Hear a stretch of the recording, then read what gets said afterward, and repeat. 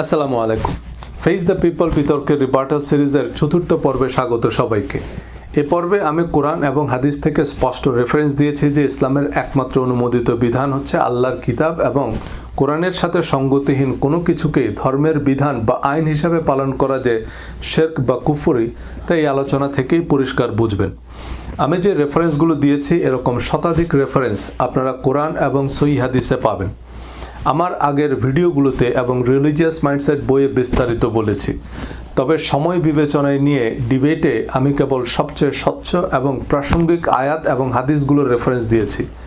এই রেফারেন্সগুলোতেই কোরআন বনাম হাদিসের বিতর্কে প্রতিপক্ষকে বোতলবন্দি করে ফেলতে পারবেন।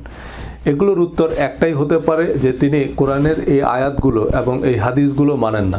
এই রেফারেন্সগুলো দেওয়ার পর কোরআন বহির্ভূত বা কোরআন বিরুদ্ধ হাদিসকে ইন্ডিপেন্ডেন্ট অথরিটি হিসাবে মানার পক্ষে বিতর্কের অর্থ সে কোরআন হাদিস কিছুই মানে না। এরপর তিনি এবং তার শিষ্য সতীর্থরা কী সব এক্সট্রা টেরেস্ট্রিয়াল যুক্তি দিয়েছেন তা একটু সংক্ষেপে দেখাবো। আমি যে কোরআনের আয়াত এবং হাদিসের রেফারেন্স দিয়েছি নিজেরা চেক করে নেবেন এবং এর সম্ভাব্য উত্তর কী হতে পারে একটু নিজের মতো চিন্তা করবেন। আপনি নিজে কোরআন হাদিস ইসলামের ইতিহাস পড়ুন, তবে কোনো দলীয় সিলেবাস অনুসরণ করবেন না। ইসলামিক ফাউন্ডেশনের অনুবাদ এবং ইসলামিক স্টাডিজের পাঠ্য বই থেকে পড়তে পারেন, ক্রস চেক করবেন, তখন দেখবেন আপনার চোখ খুলে গেছে। আর যখনই শুনবেন সার্কাসের রিং মাস্টাররা বলা শুরু করেছে আপনি গোমরা হয়ে গেছেন, বুঝবেন আপনি নিজের পায়ে দাঁড়াতে শিখেছেন। মাযহাব, মানহাজ, আকিদার নামে কারো অন্ধ অনুসরণের নাম ধর্ম নয়, ধর্মান্ধতা। কোরআন হাদিসের যে কোনো বিষয়ে যে কোনো প্রশ্ন করার সামর্থ্য যখন তৈরি হবে তখন আপনি ধর্ম বোঝার জন্য প্রাপ্তমনস্ক। আমি যাদের আলোচনা শুনি খুব পছন্দ করি, তাদের সব কথা আমি গ্রহণ করি না। তাদের কোরআনের জ্ঞান আছে, হাদিস, ইতিহাস, ভাষার উপর পাণ্ডিত্য আছে, তাদের বই পড়ে আমি বোঝার চেষ্টা করি, কিন্তু আমাকে আমার বুঝে নিতে হবে। আমি যাদের মতের বিরোধী তাদের অনুবাদ আমার বই বা ভিডিওতে ব্যবহার করেছি। কোরআনের সাথে মিললে আমি নজরুলের কবিতাও মানি, আবার কোরআনের বিরুদ্ধে গেলে আমি বুখারীর হাদিসও মানি না। এখন কেউ যদি বুখারীকে নবী বা বুখারী শরীফকে আল্লাহর কিতাব মনে করে তার জবাবদিহিতা সে করবে। তবে মজার বিষয় হচ্ছে বুখারী শরীফের বেশিরভাগ হাদিসই কোরআনের সাথে সঙ্গতিপূর্ণ। আপনি নিজে কোরআন পড়লে নিজেই বুঝবেন কোনটা কি। যাই হোক, আমি আমার প্রসঙ্গে যাই যে কোরআনই যে একমাত্র বিধান এবং আল্লাহ কোরআন এবং হাদিস অনুযায়ী কোরআনের বাইরে আমাদের কোনো কিছু মানার যে সুযোগ নেই সেটা আমি এখন একটু আলোচনা করি। আমি যদি একটু 2-4 মিনিট সময় বেশি নিই আমাকে থামাবেন না, পরে দরকার হয় আপনি আব্দুল্লাহ ভাইকে একটু বেশি সময় দিয়েন। এখানে প্রথমেই আসি, আপনি যখন কোরআনটা খুলবেন, আমরা বুঝার জন্য বুঝি, আজকে বিতর্কে জেতার জন্য না, মনোযোগ দিয়ে বুঝেন, আপনার জীবনে কাজে লাগবে। আপনি যখনই কোরআনটা খুলবেন একদম প্রথম পাতায় যে সূরাটা সেটা হচ্ছে সূরা ফাতিহা, ওপেনিং। ফাতিহা মানে ওপেনিং। সেখানে এই যে আমরা নামাজে প্রতি রাকাতে সূরা ফাতিহা পড়ি, আমরা কি প্রার্থনা করি? আল্লাহর স্তুতি প্রশংসার পরে আমরা বলতেছি ইহদিনাস সিরাতাল মুস্তাকিম, যে আমাদেরকে সরল সঠিক পথ দেখান, যে পথে দুনিয়ায় সাফল্য মিলবে, আখিরাতেও নাজাত মিলবে, তাই না? সিরাতাল লাযিনা আনআমতা আলাইহিম, যে পথে তোমার প্রিয়জন গেছে চলি। তা আমাদেরকে সেই পথটা দেখা, এটা হচ্ছে আমাদের প্রার্থনা। এবার আপনি পৃষ্ঠাটা উল্টান, জাস্ট কোরআনের এই সূরা ফাতিহা যে পাতাটা উল্টান। Immediately after that Allah reply দিচ্ছেন যালিকাল কিতাব লা রাইবা ফিহ, বলতেছে এই হচ্ছে সেই কিতাব লা রাইবা ফিহ, এর মধ্যে কোনো সন্দেহ নেই, এর মধ্যে কোনো জাল, জয়ীফ, হাসান আয়াত নাই, এর কোনো রাবি নাই, এর কোনো তাবেই নাই, এর কোনো হাদ্দাসানা আখবারানা সিলসিলা নাই, এর কোনো আসমাউর রিজাল নাই, কোনো ইমাম এটা সংগ্রহ করেনি, সংকলন করেনি, সম্পাদনা করেনি, কেউ এটা সত্যায়ন করেনি, এটার কোনো তাহকিক নাই, তাখরিজ নাই। কিন্তু এই যে শিয়া, সুন্নি, কাদিয়ানি, তারপরে Dewanbagi, Maizbhandari, America, Russia, Israel, ফিলিস্তিন, সবার কোরআনে একটা শব্দ বেশিও নাই, একটা শব্দ কমও নাই। এজন্য হাদিস যদি কোরআনের মতো ওহী হতো, হিটলার, মুসলিনি, আকিহিতর অক্ষ শক্তি একটা জাল হাদিস বানাইতে পারতো না। এটা আল্লাহর চ্যালেঞ্জ। এর জন্য আল্লাহ এটাকে বলছে হুদাল্লিল মুত্তাকিন, এটা হচ্ছে আল্লাহর প্রিয়জনদের পথ। হুদা মানে পথ, হিদায়া, মুত্তাকিদের পথ, এটা সৎকর্মশীলদের পথ। এখন আসেন, অনেকে বলেন যে নবী যা বলেছেন সবই ওহী। হ্যাঁ, সেগুলো সব ওহী না হলেও সেগুলো অত্যন্ত গুরুত্বপূর্ণ। কিন্তু আর নবীর উপরে কি ওহী করা হয় চলেন আমরা একটু জেনে নিই। সূরা আনাম 19 নম্বর আয়াত, কুলিল্লাহু শাহীদুম বাইনি ওয়া বাইনাকুম, আল্লাহ নবীকে বলতেছেন, হে নবী আপনি বলুন তোমাদের মধ্যে এবং আমার মধ্যে আল্লাহ সাক্ষী, আল্লাহরে সাক্ষী রাখছে, আল্লাহ থেকে বড় সাক্ষী তো আর নাই। কি বিষয়ে? ওয়া উহিয়া ইলাইয়া, আমার উপর ওহী করা হয়। কি ওহী করা হয়? হাদাল কোরআন, এই কোরআনকে ওহী করা হয়। কেন? লিউনযিরাকুম বিহি, যাতে আমি এই কোরআন অনুযায়ী তোমাদেরকে সতর্ক করতে পারি, ওয়ামান বালাগা, এবং যাদের কাছে এই কোরআন পৌঁছায়। তাহলে নবীর উপর কোরআন নাজিল করা হয়েছে, এবং কেন করা হয়েছে এর থেকে পরিষ্কার। আমাদেরকে নবীর আনুগত্য করতে বলেছে, আবার নবীকে কি বলেছে শুনেন। সূরা আহজাবের 2 নম্বর আয়াত, ওয়াত্তাবি মা ইউহা ইলাইকা মির রাব্বিকা, হে নবী আপনার উপর আল্লাহর, আপনার রবের পক্ষ থেকে যা অবতীর্ণ হয় আপনি কেবল তার অনুসরণ করুন। এবার আসেন সূরা আরাফের 3 নম্বর আয়াতে আমাদের উদ্দেশ্যে আল্লাহ কি কমান্ড করতেছেন, যে ইত্তাবিউ, এটা আল্লাহর কমান্ড, ইত্তাবিউ মা উনজিলা ইলাইকুম মির রাব্বিকুম, যে তোমাদের উপর তোমাদের রবের পক্ষ থেকে যা নাজিল করা হয় তোমরা কেবল তার অনুসরণ করো। ওয়ালা তাত্তাবিউ, মানে প্রহিবিশন এটা, ওয়ালা তাত্তাবিউ মিন দুনিহি আউলিয়া, যে আল্লাহ ছাড়া আর কোনো অভিভাবক, আর কোনো অথরিটি, আর কোনো কর্তৃপক্ষের অনুসরণ করবা না। তাহলে আমাদের অনুসরণ করার সুযোগ নেই। এবার আসেন আল্লাহর বিধি বহির্ভূত কোনো কিছুকে অনুসরণ করার নাম যে শিরিক, সেটা একটু ভালোভাবে বুঝে নেন, যাতে মনোযোগ দিয়ে শুনেন। সূরা মায়েদার 45 নম্বর আয়াত, এখানে দণ্ডবিধির কথা বলা হচ্ছে। হ্যাঁ, এখানে দণ্ডবিধি দেয়া হচ্ছে যে প্রাণের বিনিময়ে প্রাণ, প্রাণের বিনিময়ে প্রাণ, মানে কাউকে হত্যা করলে তার শাস্তি হচ্ছে মৃত্যুদণ্ড। শাস্তির কথা বলা আছে, চোখের বিনিময়ে চোখ, নাকের বিনিময়ে নাক, কানের বিনিময়ে কান ইত্যাদি বলা আছে। এভাবে চুরি করলে হাত কাটতে হবে, কোরআনে এরকম শাস্তির বেশ কিছু বিধান দেয়া আছে। দিয়ে বলছে ওয়ামান লাম ইয়াহকুম বিমা আনজালাল্লাহু ফাউলাইকা হুমুল যালিমুন, যে যারা আল্লাহ যে দণ্ডবিধি দিয়েছেন, আল্লাহ যে শাস্তির বিধান দিয়েছেন তার ভিত্তিতে দণ্ড দেয় না, তারা হচ্ছে জালেম। এখন কেন দেয় না মানুষ, কেন নিজেরা দণ্ড বানায়? এটা হচ্ছে ওই যে বিরোধী মতের মুফাসসির মুহাদ্দিসদেরকে মুরতাদ, ধর্ম অবমাননাকারী ফতোয়া দিয়ে শিরোচ্ছেদ করার জন্য। এই যে কিছুদিন আগে শুনলেন না আপনারা, নবীর শানে বেয়াদবি করার জন্য মিজানুর রহমান আজহারীর ফাঁসি দাবি করছে কিছু আলেম। তো তার মানে কি, যে ইসলামী হুকুমতে যেসব মুরতাদকে ফাঁসি দেওয়া হয় এরা কিন্তু নাস্তিক না, এরা কিন্তু বিরোধী দলের মুফাসসির, এরা বিরোধী মতবাদের শায়ক কিন্তু। তো এগুলো এই জন্য করা হয়, এই জন্য আল্লাহ বলছে আগের আয়াতে, ওয়ালা তাশতারু বিআয়াতি সামানান কালিলা, যে আমার আয়াতকে স্বল্প মূল্যে বিক্রি করো না। দুনিয়ার রাজতন্ত্র, খেলাফত এগুলো তুচ্ছ মূল্য। বলছে ওয়ামান লাম ইয়াহকুম বিমা আনজালাল্লাহু ফাউলাইকা হুমুল কাফিরুন, যে যারা আল্লাহর দণ্ডবিধি মোতাবেক বিচার করে না তারা কাফের। একদম কোনো তাফসীর দরকার না, আল্লাহ ফতোয়া দিয়ে দিছে। এখন আসেন 47 নম্বর আয়াতে বলছে তারা ফাসিক, উলাইকা হুমুল ফাসিকুন। তাহলে এখন আসেন, আল্লাহ বলতেছে যারা আল্লাহর দণ্ডবিধি বহির্ভূত দণ্ড দেয় তারা কাফের, জালেম, ফাসিক।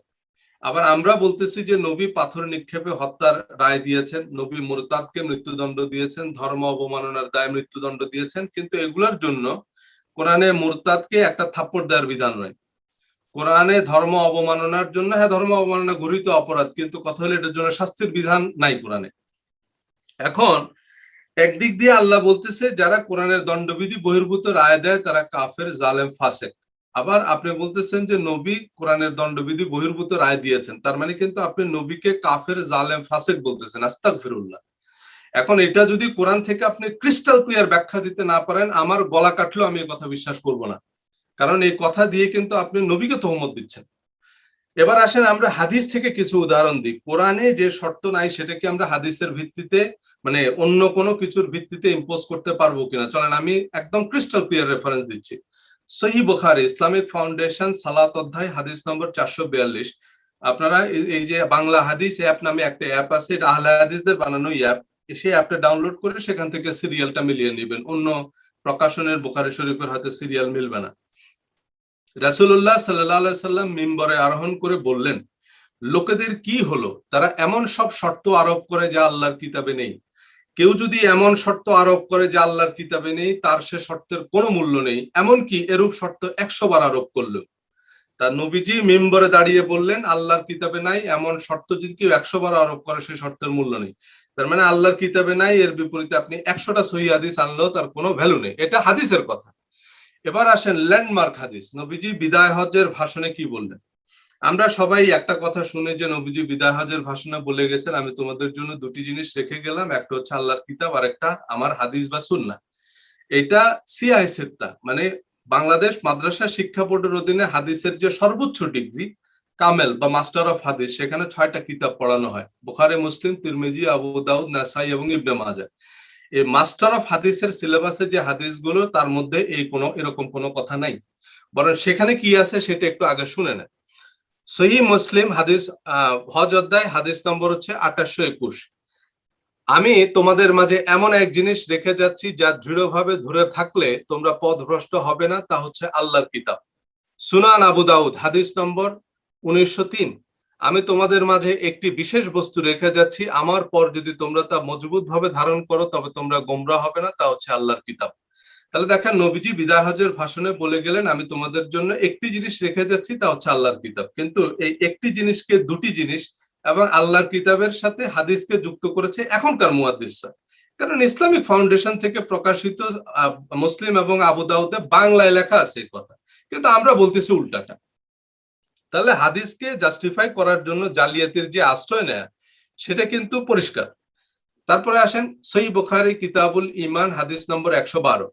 আবু জুহাইফা রাদিয়াল্লাহু তাআলা আনহু হযরত আলী রাদিয়াল্লাহু তাআলা আনহুকে বললেন যে আপনাদের কাছে কি লিখিত কিছু আছে? তিনি বললেন না, কেবল আল্লাহর কিতাব আছে আর সেই বুদ্ধি ও বিবেক যে একজন মুসলিমকে দান করা হয়।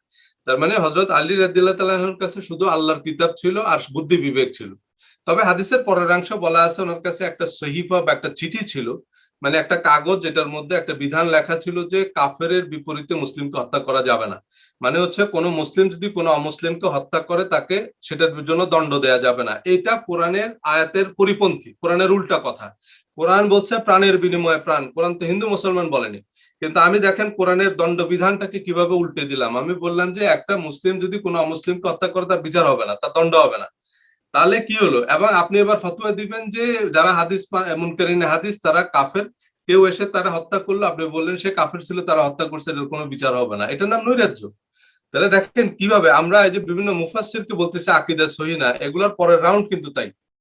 এবার আসেন আমি আরেকটা হাদিস বলি, এটা হচ্ছে হাদিস নম্বর 115 কিতাবুল ইলম সহিহ বুখারী, যে নবীজি মৃত্যু সজ্জায়, দেখেন আমি ল্যান্ডমার্ক হাদিস বলতেছি, নবীজি মৃত্যু সজ্জায় হাজার হাজার সাহাবী চারদিকে ঘিরে আছে। নবীজি বললেন যে একটু কাগজ কলম নিয়ে আসো, আমি তোমাদেরকে কিছু জিনিস লিখে দিব যাতে তোমরা গোমরা না হও। হযরত ওমর রাদিয়াল্লাহু তাআলা আনহু বললেন দরকার নেই, নবীজি খুব অসুস্থ আর আমাদের কাছে আল্লাহর কিতাব আছে, তাই আমাদের জন্য যথেষ্ট। তাহলে দেখেন অর্ধেক পৃথিবীতে ইসলাম কায়েম করেছে খলিফা ওমরের কাছে আল্লাহর কিতাবই যথেষ্ট ছিল। এবার আসেন এর পরের হাদিস, আল্লাহ আরেকটা ল্যান্ডমার্ক হাদিস, সহিহ বুখারী হাদিস নম্বর 6773। হযরত আবু বকর যেদিন খলিফা হিসাবে শপথ নিচ্ছেন, অভিষেক অনুষ্ঠান, ইসলামের প্রথম খলিফা শপথ নিচ্ছে, ওমর রাদিয়াল্লাহু তাআলা উদ্বোধনী ভাষণ দিলেন। সে ভাষণে তিনি কি বললেন পরিষ্কার শুনেন। উনি বলেছেন যে এই সেই কিতাব যার মাধ্যমে আল্লাহ তোমাদের রাসূল সাল্লাল্লাহু আলাইহি সাল্লামকে হেদায়েত করেছেন, সুতরাং একে তোমরা আঁকড়ে ধরো, তাহলে এর দ্বারা আল্লাহ তার রাসূলকে যে হেদায়েত দান করেছিলেন তোমরা সেই হেদায়েত লাভ করবে। তাহলে আমরা পরিষ্কার দেখলাম যে নবীজি কোরআনের নিরবিচ্ছিন্ন অনুসরণ করেছেন, আমরা যদি কোরআনের নিরবিচ্ছিন্ন অনুসরণ করি একই পথে আমরা প্রাপ্ত হব। উসুলুল কাফির বর্ণনা, নবীজি মিনায় একটি ভাষণে বললেন, হে লোক সকল, তোমরা যদি আমার সম্পর্কে এমন কিছু শুনো যা আল্লাহর কিতাবের সাথে সম্মত তবে তা আমি বলেছি, আর যদি এমন কিছু শুনো যা আল্লাহর কিতাবের সাথে সাংঘর্ষিক তাহলে তা আমি কখনোই বলিনি। তাহলে দেখেন আল্লাহর কিতাবের সাথে সাংঘর্ষিক কথা নবীজি বলেননি, এটা নবীজি বলে গেছেন। আচ্ছা, এরপরে আসেন আরেকটা হাদিস বলে শেষ করব, সহিহ বুখারী জানাজা অধ্যায় হাদিস নম্বর 1211। এটাও ল্যান্ডমার্ক হাদিস। খলিফা হযরত আবু ওমর রাদিয়াল্লাহু তাআলা আনহু যেদিন মারা যান, উনি অর্ধেক পৃথিবীর খলিফা তখন, ওনাকে ছুরিকাঘাত করছে, উনি মৃত্যু শয্যায়, লোকজন সব দৌড়ে আসছে। এর মধ্যে শুআয়ব রাদিয়াল্লাহু তাআলা আনহু এসে হাউমাউ করে কান্না শুরু করলেন। তখন উনি বললেন, ওমর রাদিয়াল্লাহু তাআলা আনহু বলতেছে যে হে শুআয়ব, আমি রাসূল সাল্লাল্লাহু আলাইহি সাল্লামকে বলতে শুনছি জীবিতদের কান্নার কারণে মৃতদেরকে শাস্তি দেওয়া হয়, আযাব দেওয়া হয়। তখন যাই হোক, এটার পরে ওমর রাদিয়াল্লাহু তাআলা আনহু তো ইন্তেকাল করলেন। ওনার দাফনের পরে ইবনে আব্বাস রাদিয়াল্লাহু তাআলা আনহু সকল সাহাবীর সামনে বললেন, এই যে ওমর রাদিয়াল্লাহু তাআলা আনহু যে কথাটা বললেন এটা নবীজি কোনোদিনও বলেননি। তখন হযরত আয়েশা রাদিয়াল্লাহু তাআলা আনহা বলতেছেন যে তোমাদের জন্য আল্লাহর কিতাব আছে এবং সেটাই তোমাদের জন্য যথেষ্ট। এরপরে উনি একটা আয়াত বললেন কোরআনের, যে এই আয়াতের অর্থ হচ্ছে যে বোঝা বহনকারী ব্যক্তি অপরের বোঝা বহন করবে না, মানে কোন ব্যক্তি তার কৃতকর্মের ফল ভোগ করবে। তো যেই লোক মারা গেল, জীবিতরা কান্না করতেছে, তাতে মৃত ব্যক্তির কি অপরাধ? সে তো মরেই গেল। তো জীবিতদের কান্নার কারণে মৃত ব্যক্তিকে কেন আযাব দেওয়া হবে? তাহলে দেখেন, হযরত ওমর রাদিয়াল্লাহু তাআলা আনহু তার মৃত্যু সজ্জায় যে হাদিস বর্ণনা করলেন, হযরত আয়েশা রাদিয়াল্লাহু তাআলা আনহা সেই হাদিস বাতিল করে দিলেন কেন? কারণ এটা আল্লাহর কিতাবের সাথে মিলে না, এটা আল্লাহর কিতাবের পরিপন্থী কথা। তা আমি যদি একটু কুইক সামারি করি, সেটা হচ্ছে যে আমরা যে প্রার্থনা করি যে আমাদেরকে সরল সঠিক পথ দেখাও, আল্লাহ বলে দিচ্ছেন এই হচ্ছে সেই কিতাব, এটা হচ্ছে জিপিএস, এটা হচ্ছে গাইডলাইন, এটাই আমার সকল নবী পয়গাম্বর, আমার সব প্রিয় বান্দারা এই পথই অনুসরণ করছে এবং নবীর উপর এটাই অবতীর্ণ হয়েছে যাতে জগৎবাসীকে উনি সতর্ক করতে পারেন। নবীকে আল্লাহ এটাই অনুসরণ করতে বলেছেন, আমাদেরকেও আল্লাহ বলেছেন তোমরা কেবল কিতাব অনুসরণ করবে আর অন্য কোনো অথরিটিকে মানবে না। আর যারা আল্লাহর দণ্ডবিধি বহির্ভূত দণ্ড দেয় তারা কাফের, জালেম এবং ফাসেক। এরপরে বলছে যে আল্লাহর কিতাবের বহির্ভূত কোন শর্ত যদি কেউ 112 আরোপ করে, সেই শর্তের কোনো মূল্য নেই। বিদায় হজ্জের ভাষণে নবীজি বলে গেছেন, আমি কিতাব রেখে গেলাম, আল্লাহর কিতাব, এটা আঁকড়ে ধরলে তোমরা পথভ্রষ্ট হবে না। হযরত আলী রাদিয়াল্লাহু তাআলা আনহুর কাছে শুধু আল্লাহর কিতাব ছিল আর বুদ্ধি বিবেক ছিল। হযরত ওমর রাদিয়াল্লাহু তাআলা আনহুর কাছে আল্লাহর কিতাবই যথেষ্ট ছিল। এবং আবু বকরের অভিষেক অনুষ্ঠানে তিনি বলেছেন, এই কিতাব দিয়েই আল্লাহ তোমাদের নবীকে হেদায়েত করেছেন, তোমরা এই কিতাব অনুসরণ করো। এবং হযরত ওমর রাদিয়াল্লাহু তাআলা আনহার হাদিস আয়েশা রাদিয়াল্লাহু তাআলা আনহা বাতিল করে দিলেন, কারণ এটা কোরআনের সাথে মিলে না। আমার এত আলোচনা, সমালোচনা, তর্ক বিতর্কের সারমর্ম একটাই, আপনি নিজে কোরআন পড়ুন, বুঝে পড়ুন, নিজে হাদিস পড়ুন, বুঝে পড়ুন, নিজে চিন্তা করুন। কারোর সাথে তর্ক করতে হবে না, আপনি নিজেই বুঝে যাবেন। ধন্যবাদ।